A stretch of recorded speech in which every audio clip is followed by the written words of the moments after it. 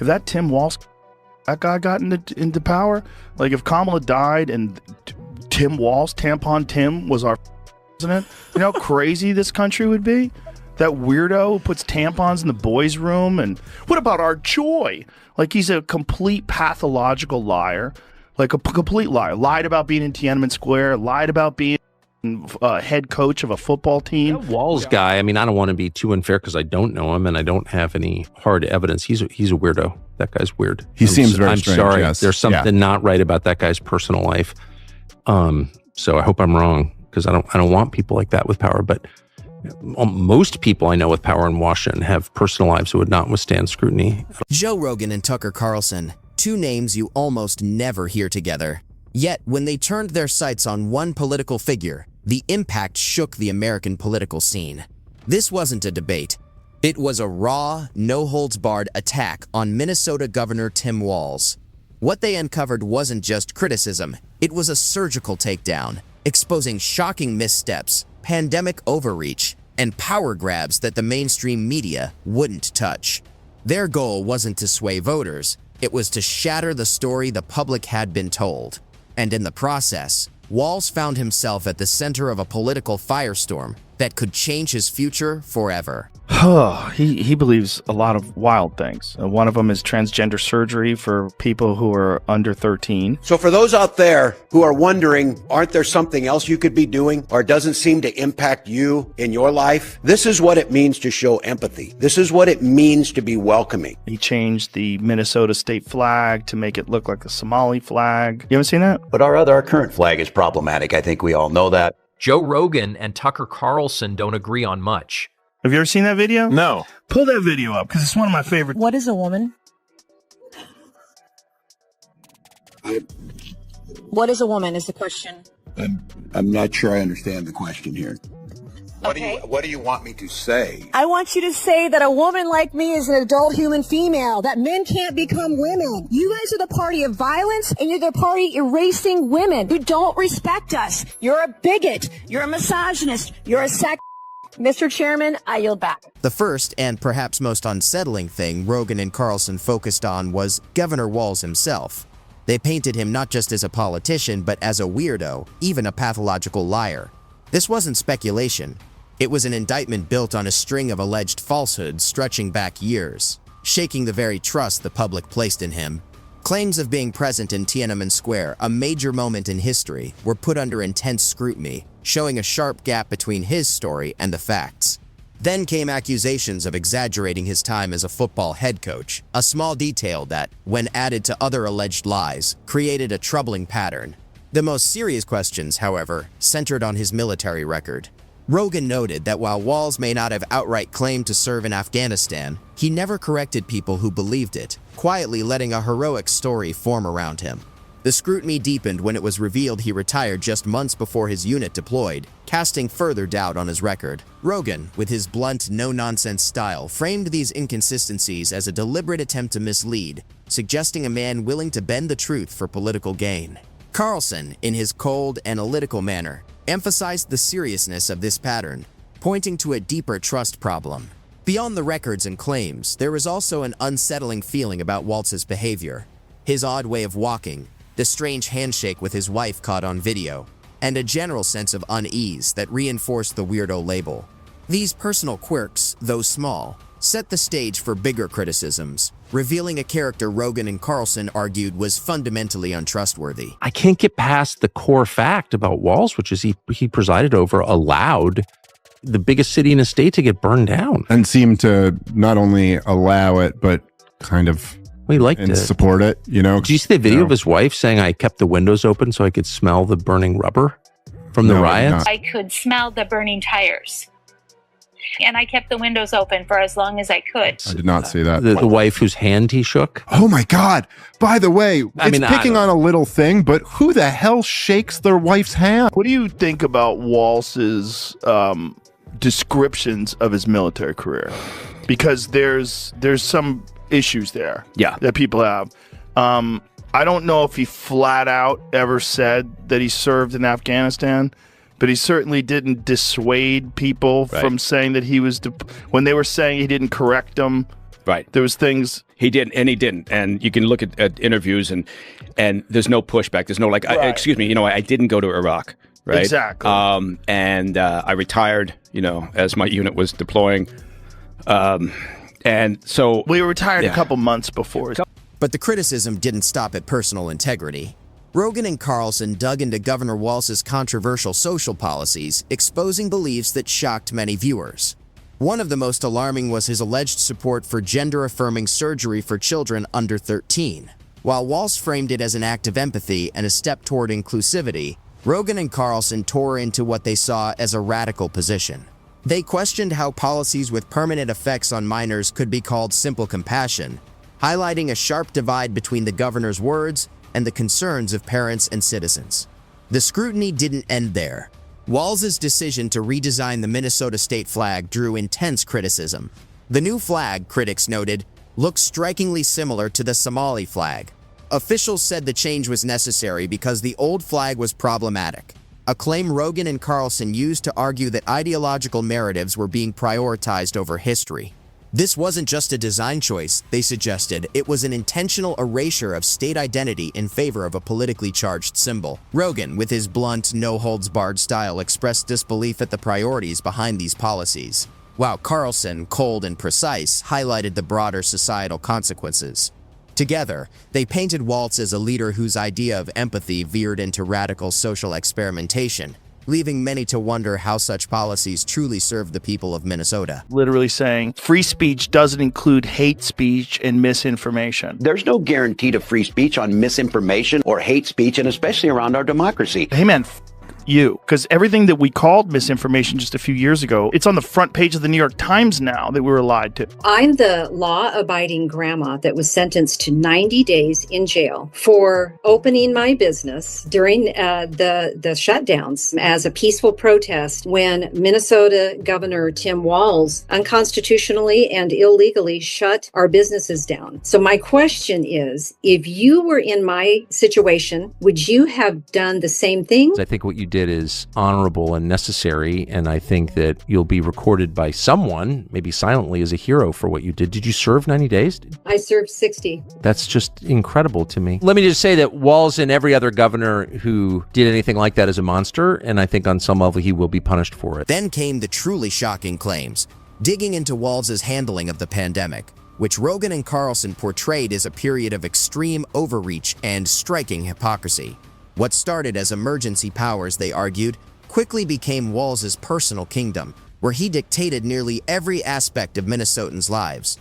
Lockdowns, school closures, and economic chokeholds became the new normal, enforced with a smug grin and a new rule nobody asked for. Rogan, broadcasting from his fortress of protein shakes and flamethrowers, unleashed his signature roast, tearing apart the absurdity of the state's COVID policies. He mocked double-masking outdoors in a snowstorm while eating hot dish, lampooning the inconsistent and illogical mandates. School closures, he noted, forced kids to learn calculus through Minecraft tutorials while teachers filed lawsuits over Zoom, creating what he called an educational wasteland.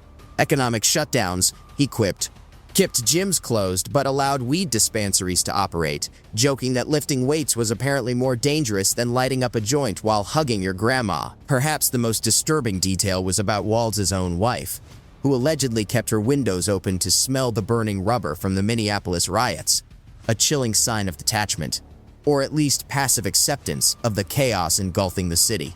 Carlson, meanwhile, took on the role of relentless prosecutor, laying out stats on crushed small businesses and skyrocketing mental health crises, while officials supposedly enjoyed catered lunches behind closed doors. He called out the education department for sending cheerful emails about equity-based outcomes amid the turmoil. Together, Rogan and Carlson didn't just analyze, they executed a public reckoning. They painted Walz as a leader who not only let his state's largest city burn, but also seemed oddly comfortable, maybe even supportive of the destruction. What is it like? And people call you a Nazi. Did not see it coming. There's video of Tim Walz doing the exact same thing. Right. And yes. He said, of course, it's a Nazi salute. This is how crazy things have gotten. Like, it's coordinated propaganda. They all say the same thing at the same time using the same phrases. They don't even bother picking up a thesaurus. The Dem leadership, they issue their instructions, and their puppets carry it out. Tim Walz, just to descend into the political for a second, what do you make of that pick? How's that going? You know, I was somewhat surprised by it. I didn't think I would have bet money Shapiro was getting it. Yeah, I thought until, I mean, they kind of sent the signals over the last couple weeks that he was out, but I was assuming Mark Kelly was going to be the guy because he's, from what I understood, they were friendly with Harris. He's got kind of this thing where like his wife was shot and he's an astronaut. As if the chaos wasn't enough, Rogan and Carlson turned their attention to Minnesota's skyrocketing crime rates, transforming Minneapolis from Minnesota nice into what they called Minnesota heist.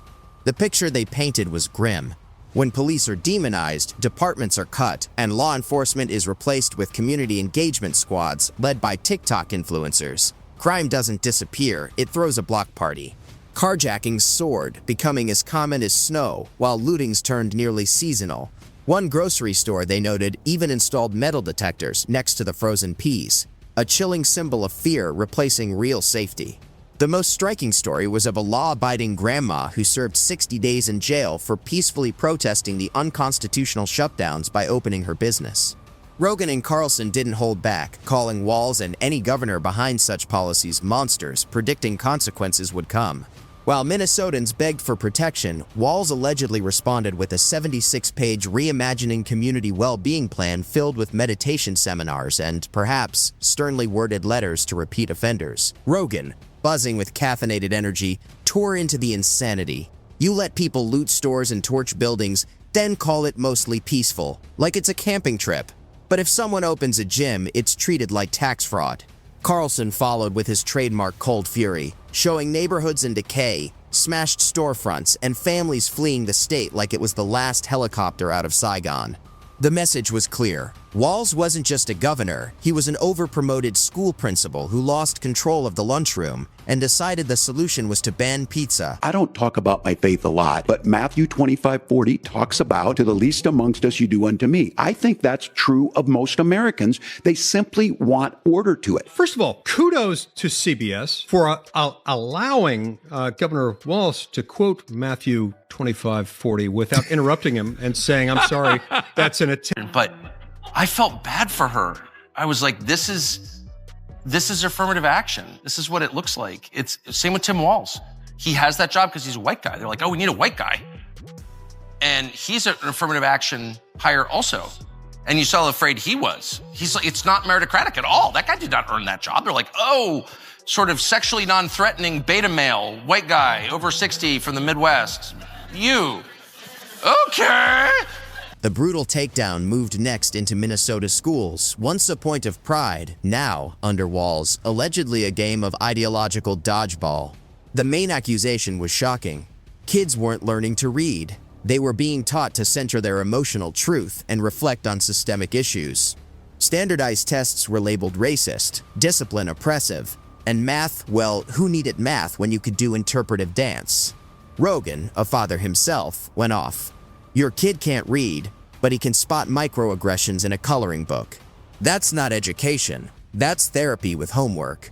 He joked that students were probably using ChatGPT to do assignments because they couldn't trust the curriculum. A sharp critique of the system.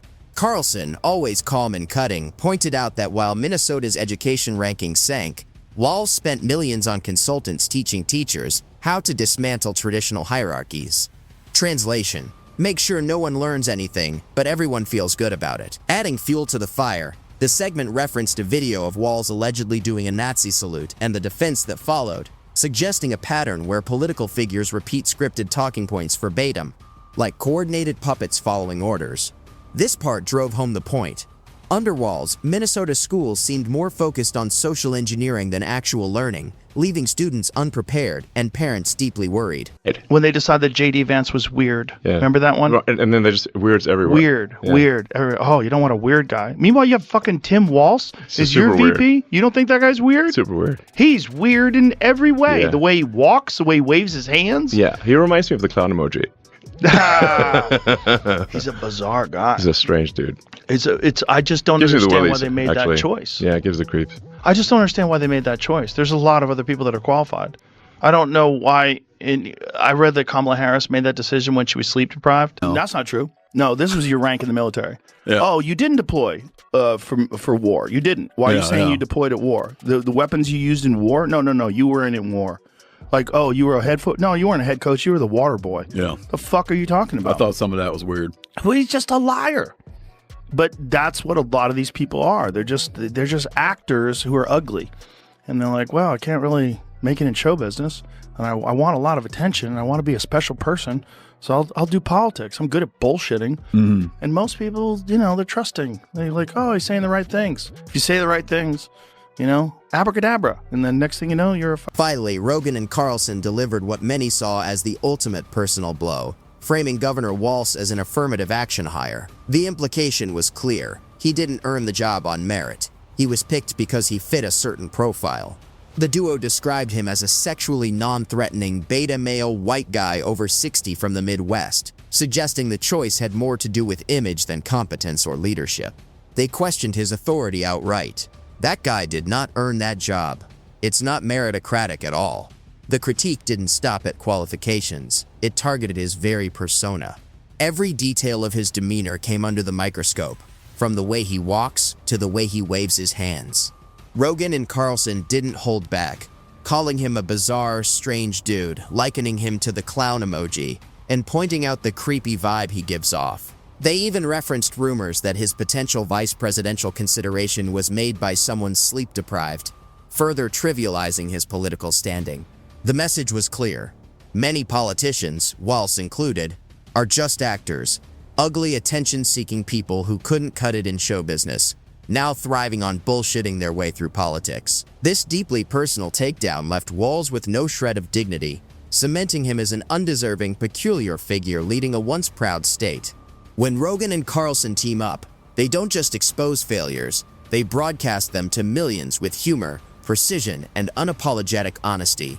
Their tag team was savage and devastating, tearing apart every absurdity, contradiction, and smug soundbite Walz had ever delivered. The lockdown logic, the rising crime, the clown car education system, the tax-hungry policies, it wasn't a political critique.